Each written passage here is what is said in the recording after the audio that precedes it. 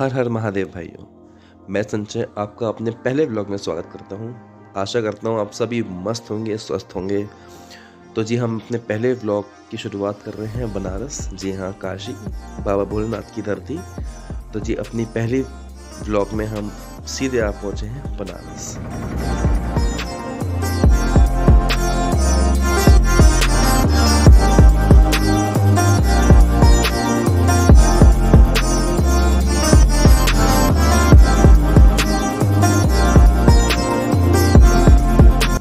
बनारस पहुंचने के यूँ तो कई साधन हैं, चाहे तो आप अपनी गाड़ी से आ जाएं, प्राइवेट टैक्सी से आ जाएं, बस से आ जाएं, ट्रेन से आ जाएं या फिर फ्लाइट से आ जाएं। आपको यहाँ पे सारी सुविधा उपलब्ध मिल जाएगी। लेकिन सबसे अच्छे मीन्स ऑफ ट्रांसपोर्ट मेरे को लगा वो थी ट्रेन।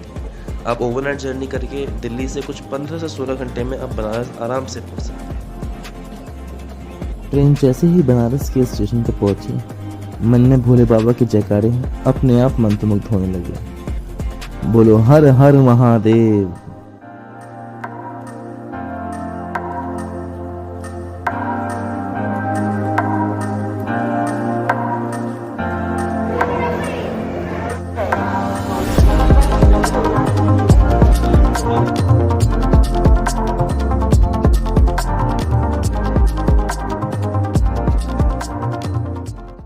तो भाइयों बनारस पहुंचे, सबसे ज़्यादा जो बढ़िया बेहतरीन एक्सपीरियंस हमारा रहा वो रहा सबसे पहला ऑटो का एक्सपीरियंस। जी हाँ, ऑटो में हम बैठे अपनी नॉर्मल सड़क की वीडियो, आसपास के एनवायरनमेंट की वीडियो हम बना रहे थे कि कैसा है बनारस। तो जी हमारे साथ बैठे एक व्यक्ति ने हमसे पूछा कि आप बनारस पहली बार आए हैं? तो मैंने कहा जी हाँ। अब जब उनसे मालूम पड़ा कि हम पहली बार आए हैं तो उस भाई ने मेरे से कहा कि ठीक है, आप एक काम करो, मेरे पास टाइम में मैं फ्री भी हूँ, मैं चाहता हूँ कि आपको बनारस अपने साथ घुमाऊँ। ज़्यादा नहीं घुमा पाऊँगा क्योंकि मुझे और भी आज जगह जाना है। मैंने कोई दिक्कत नहीं भाई, इससे बड़ी ऑफर मुझे यहाँ बनारस में, वो भी अनजान शहर में नहीं मिल सकता। तो भाई ने जी हमको अपनी स्कूटी लेके आ गया। भाई ने हमको घुमाया बनारस हिंदू विश्वविद्यालय। उसके अंदर बना एक मंदिर जो कि बाबा विश्वनाथ को ही समर्पित है। फिर उसके बाद भाई ने हमको खिलाई वहाँ पे बहुत ही फेमस समोसा और छोले की चाट। फिर भाई वहाँ से हमको ले चले संकट मोचन हनुमान जी महाराज के मंदिर के दर्शन करवाने। वहाँ से हम गए दुर्गा मंदिर है, वहाँ पे हम दर्शन करे और 80 घाट होते हुए भाई ने हमको वहाँ से करा अलविदा।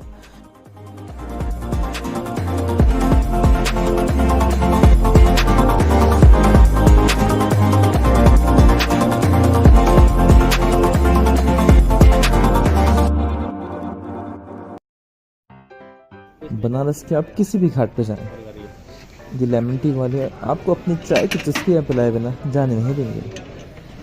हमने भी सोचा इस चाय की चुस्कियों का आनंद लिया जाए और एक बार तो ट्राई करा जाए। तो ये लेमन टी वास्तव में बहुत ज़्यादा स्वादिष्ट थी और इसे पीने के बाद जो घाट देखने का मज़ा रहा वो अलग ही था।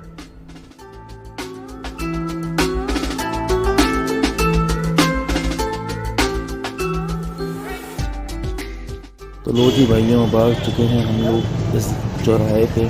यहाँ से बिल्कुल सीधे जाएंगे तो बाबा विश्वनाथ मंदिर पड़ेगा। तो जी समय आ चुका है कि हम बाबा के दर्शन करें और ये एक दुकान आपको मिलेगी यहाँ पे, गेट नंबर 1 के सामने है। अगर आप चाहें तो यहाँ से प्रसाद ले सकते हैं। प्रसाद की लिस्ट वगैरह यहाँ पे दी हुई है। यहाँ पूजा सामग्री, प्रसाद वगैरह सब आपको मिल जाएगा।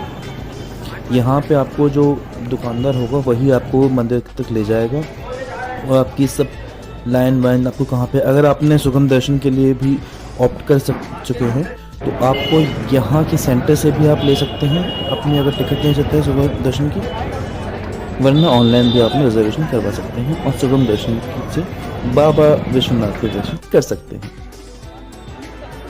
मंदिर परिसर के अंदर आपको बैग, फ़ोन या कैमरा ले जाने की परमिशन नहीं मिलेगी। तो आपको ये सब चीज़ें कहीं लॉकर में या फिर कहीं भी आपको जमा करवानी पड़ेंगी क्योंकि अंदर फोटोग्राफी अलाउ नहीं है। तो जी हम आ गए हैं बाबा विश्वनाथ मंदिर के दर्शन करके। बहुत ही अलौकिक मंदिर और बहुत ही अलौकिक एक्सपीरियंस था। 12 ज्योतिर्लिंगों में से एक ये ज्योतिर्लिंग इतने करीब से मैंने देखा। जलाभिषेक करा, बाबा भोलेनाथ को माला चढ़ाई, तुलसी माला यहाँ पर चढ़ाते हैं, और उनकी पूजा अर्चना करी। सुगम दर्शन से बहुत फ़ायदा हुआ। अगर आप लोग चाहें तो सुगम दर्शन ही ऑप्ट करना, वरना बहुत लंबी लाइन आपको झेलनी पड़ेगी। झेलने का भी मतलब ये नहीं है, उसका भी अपना ही मज़ा है लाइन का। बाबा के दरबार में जितनी देर खड़े हों उतना अच्छा है, लेकिन टाइम की कमी अगर आप पे है तो आप सुगम दर्शन को ले सकते हैं। एक्सपीरियंस बहुत अच्छा था बाबा के दर्शन करने का। एक बार जीवन में बनारस आएँ तो बाबा के दर्शन ज़रूर करके चाहिए। अब समय हुआ पेट पूजा का, तो सोचा कुछ खा लिया जाए, बट हमें कुछ खाना था यहाँ का ट्रेडिशनल। लोकल से पूछने पे हमें मालूम पड़ा कि यहाँ पे कचौड़ी और सब्जी ज़्यादा फेमस है। हमने उससे ट्रेडिशनल दुकान पूछी जो कि पुरानी हो, कि नई दुकानों पे उतना हमें कुछ स्वाद नहीं मिल सकता शायद। तो हमने उससे पूछा कोई पुरानी दुकान हो तो वो बताए। उसने हमें एक नाम बताया, खंडाई वाला करके एक शॉप है, वहाँ आपको अच्छी और देसी घी से निर्मित आपको पूड़ियाँ या फिर कचौड़ी मिल सकती हैं। हम ढूंढते वहाँ तक पहुँचे, लेकिन अनफॉर्चुनेटली वह दुकान हमें बंद मिली। हमने एक दोस्त से और पूछा कि भाई बता दो कहीं मिल यहाँ पे कुछ खाने को अच्छा मिल जाए। उसने भी एक दुकान बताई, हम उसे भी ढूंढते पहुँचे। शायद हमारा लक ही ख़राब था, क्योंकि उस दिन शायद दुकानें बंद ही थीं और हमें दुकानें बंद ही मिली। तो मरता क्या नहीं करता, तो हम सीधे जा पहुँचे अपने पुराने अड्डे डोमिनोज़ पे। डोमिनोज़ हमारा एकमात्र सहारा बना जिसने हमारी भूख को शांत किया, और हमने लिया एक बढ़िया सा शानदार पिज़्ज़ा, कोल्ड ड्रिंक और अपना मील करा एंजॉय। बनारस में आके आपको थोड़ा तो ट्रैफिक झेलना पड़ेगा। यहाँ का जाम, यहाँ की चै पै और यहाँ के ये बजते हुए हॉर्न, आपको सबको मात देते हुए आगे बढ़ना होगा और बोलना होगा हर हर महादेव।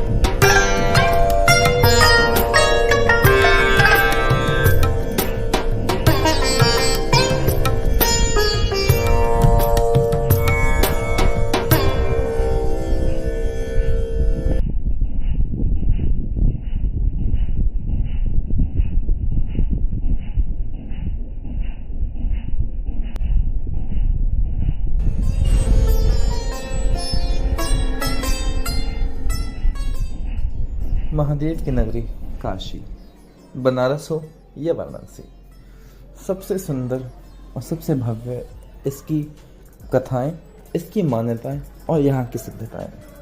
यहाँ से जुड़ी यूँ तो प्राचीन बहुत कथाएं और कहानियाँ हैं, परंतु सबसे सर्वश्रेष्ठ है कि ये शिव की नगरी काशी कहलाती है। इन घाटों के बारे में यूँ तो काफ़ी कहानियाँ सुप्रसिद्ध हैं, लेकिन प्रमुख घाटों की कहानियाँ मैं आपको बताता हूँ। सबसे पहले आता है अस्सी घाट। अस्सी घाट में ये मान्यता है कि माता दुर्गा ने शुम्भ निशुम्भ नाम के राक्षसों का वध करने के बाद अपनी तलवार यहाँ फेंक दी। जहाँ तलवार गिरी थी उस नदी को अस्सी नदी के नाम से जाना जाता है। गंगा नदी और अस्सी नदी के संगम स्थल को अस्सी घाट के नाम से हम जानते हैं। दूसरा और सबसे सुप्रसिद्ध घाट है दशाश्वमेध घाट। दशाश्वमेध का शाब्दिक अर्थ है 10 घोड़ों की बलि। ऐसी मान्यता है कि भगवान ब्रह्मा ने इसी स्थान पर 10 घोड़ों की बलि दी थी ताकि भगवान शिव वनवास से लौट सके। इसी पौराणिक कथा के कारण यह घाट दशाश्वमेध के नाम से प्रसिद्ध हुआ। यही वो घाट है जहां गंगा के किनारे धार्मिक अनुष्ठान करते हुए घाट पर प्रतिदिन असंख्य साधु देखे जाते हैं। यहाँ का सबसे महत्वपूर्ण आकर्षण होता है भव्य गंगा आरती, क्योंकि शाम के समय होती है। गंगा आरती के शामिल होने के लिए हजारों भक्त शाम में यहाँ इकट्ठे हो जाते हैं। गंगा आरती के बाद घाट से हजारों दीपक प्रज्वलित किए जाते हैं। हिंदू मैथोलॉजी और कथाओं के अनुसार वाराणसी का तुलसी घाट सबसे महत्वपूर्ण घाट है।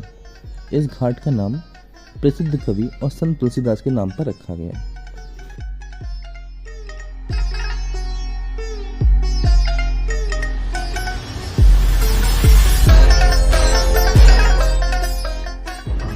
वाराणसी के 2 शमशान घाटों में से एक है हरिश्चंद्र घाट।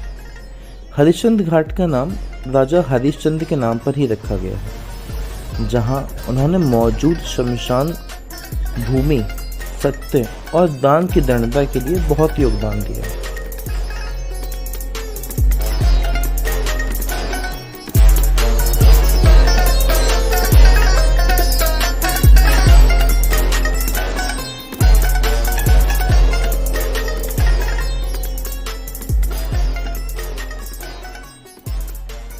मणिकर्णिका घाट। वाराणसी का ये घाट अंतिम संस्कार करने के लिए काफी प्रसिद्ध है। अगर आप वाराणसी आने का प्लान कर रहे हैं तो एक बार क्रूज की सेवा का भी आनंद लेना चाहिए। वाराणसी में 3 क्रूज काफ़ी फेमस हैं, अलकनंदा, भागीरथी और विवेकानंद। अगर आप दूर से अलकनंदा को देखेंगे तो आपको टाइटैनिक की याद आ जाएगी। इतना सुंदर और इतना प्यारा स्ट्रक्चर बना हुआ है अलकनंदा का कि आप उस पर बैठ के पूरे वाराणसी का व्यू और पूरे घाटों का व्यू आराम से ले सकते हैं। बट मेक श्योर आपने बुकिंग पहले से करवा रखी हो, क्योंकि एट रैंडम बुकिंग मिलना बहुत मुश्किल पड़ता है, जो कि मुझे भी नहीं मिली थी।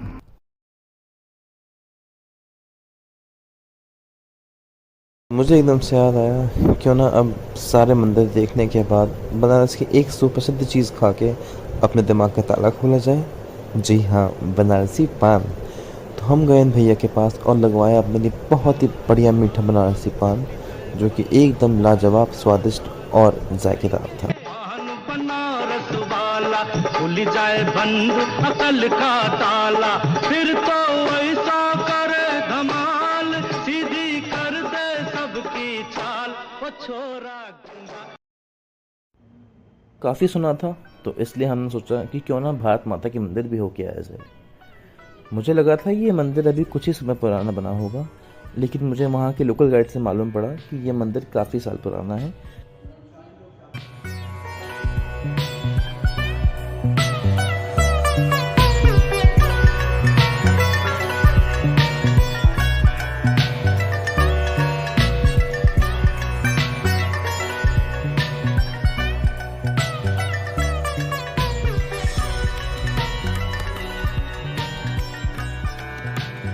समय की इमारत से तस्वीर थोड़ी धुंधली तो है, लेकिन अलौकिक है।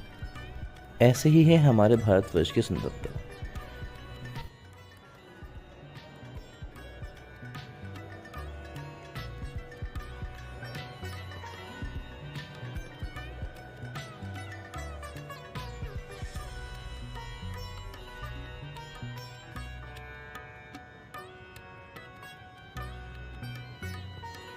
विभाजन से पहले का पूरा भारत नक्शा यहाँ पे खींचा गया है। हर एक चीज़ को डिटेलिंग में दिखाया गया है। नदी, पहाड़, पर्वत, जगह, पुराने नाम, कितने समय पूर्व के नाम थे, सब कुछ आपको यहाँ पर डिटेल सब मिल जाएगी।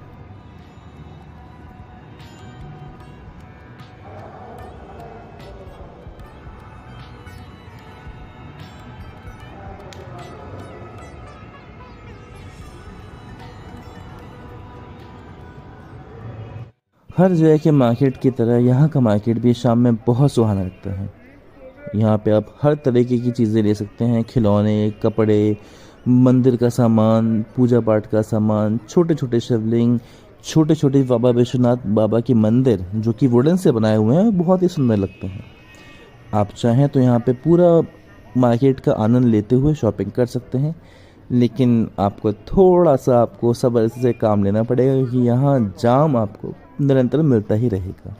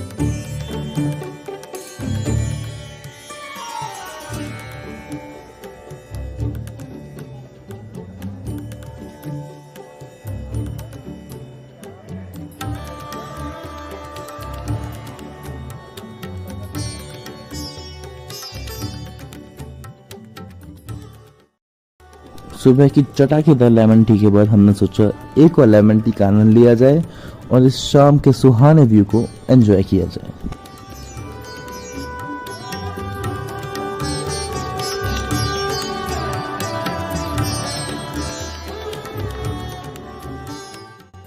तो भाइयों, शाम का वो सुहाना पल आ चुका है जिसका सभी बनारस आने वाले को इंतजार रहता है। वो है गंगा आरती का समय। तो आइए गंगा आरती का आनंद लें।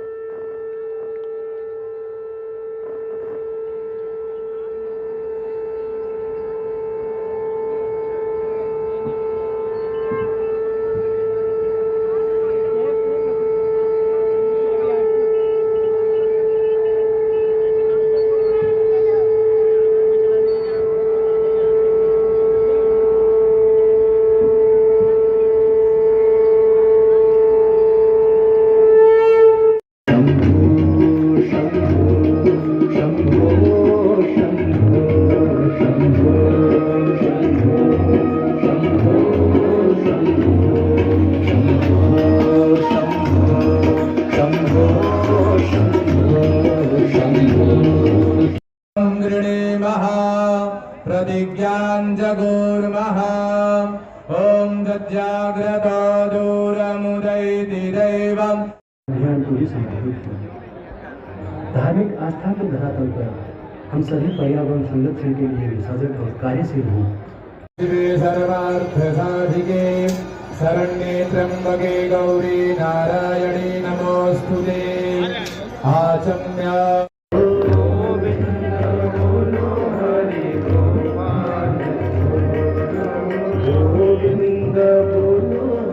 यहाँ का नज़ारा ही अलग होता है। गंगा माँ की आरती, भोले बाबा का जयकारा और श्री कृष्ण की जय जयकारा, इन सब के बीच आप इतने मंत्रमुग्ध हो जाएंगे कि आपको वक्त का, आपको अपना आसपास की किसी भी चीज़ का आपको ध्यान नहीं रहेगा। आपको सिर्फ और सिर्फ भक्ति में होके माँ गंगा की आरती में सम्मिलित हो जाएंगे।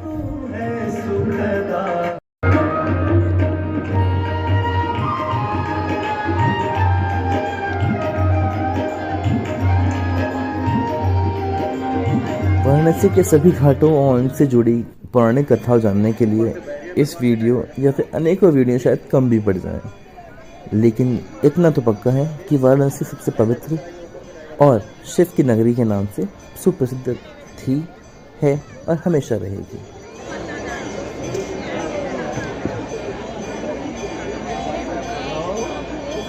समय घाट के ऊपर खड़े हो।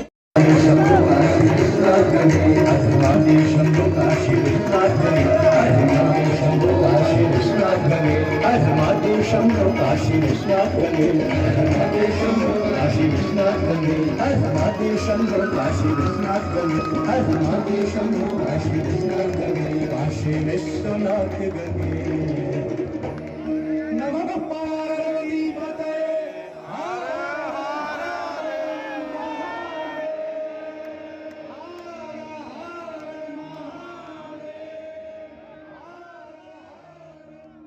तो इस नज़ारे को छोड़ने का मन नहीं कर रहा था, लेकिन समय की घड़ी भागती जा रही थी और हमको अपनी ट्रेन भी पकड़नी थी, जो कि हमने पकड़नी थी पंडित दीनदयाल उपाध्याय स्टेशन से, जो कुछ वाराणसी से 15 किलोमीटर दूरी पे था, जहाँ पे आप बाइक से या फिर कार से अप्रॉक्स कुछ 45 मिनट तक पहुंच सकते हैं। पंडित दीनदयाल उपाध्याय स्टेशन मुगल सराय के नाम से भी फेमस है, तो आप अगर आना चाहते हैं तो आप अपनी टिकट वहाँ से या फिर वाराणसी से कहीं से भी करवा सकते हैं। और अब हम चलें घोड़े बेच के सोने। बनारस की यात्रा मेरे साथ करके आपको कैसा लगा मुझे कमेंट बॉक्स में ज़रूर बताइएगा। पहला व्लॉग है, हो सकता है गलती काफ़ी हुई हो, कोई जानकारी गलत बता दी हो तो बताना ज़रूर। आगे भी बने रहना। टिल देन बाय बाय, जय महादेव।